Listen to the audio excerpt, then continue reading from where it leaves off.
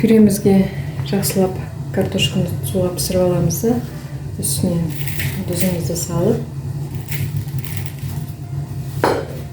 сүт араластырамыз, сүт құямыз.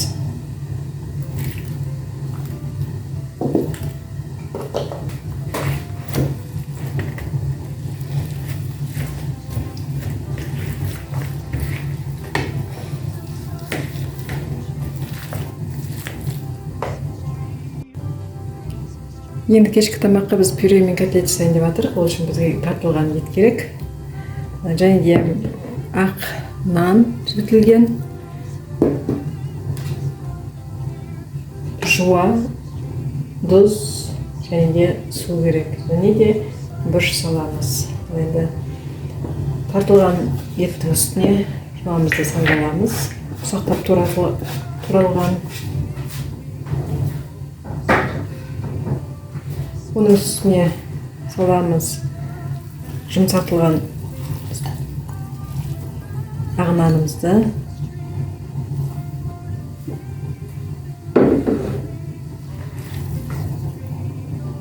Сәл ғана тұз саламыз. Және де бұрыш саламыз. Жақсылап араластырамыз. Біздің фаршымыз жақсы дымқыл болу үшін біз бұған су қосып отырамыз.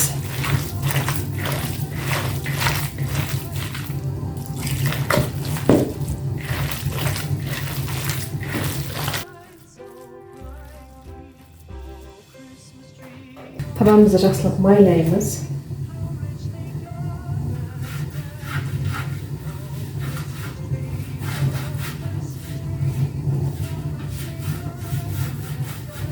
Қолымыз дымқыл болып тұру үшін суға батырып отырып котлетімізді жасаймыз.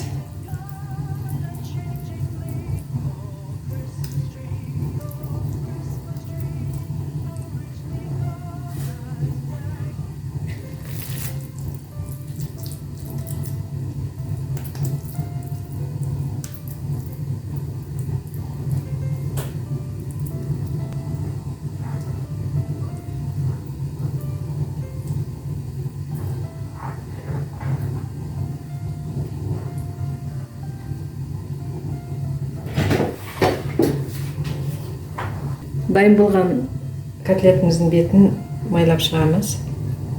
Май жағып.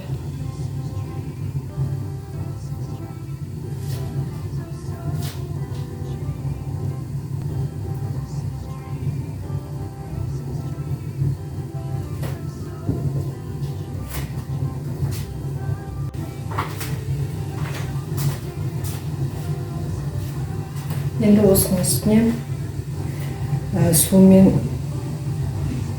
соя соусының араласқан суды құямыз. Құямыз да 10 минуттай қайтып қоямыз.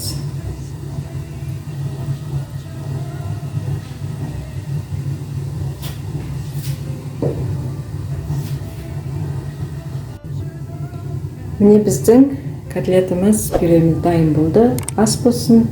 Менің каналыма тіркеліп, лайк басып, комментарий жазып кетіңіздер. Рахмет сіздерге.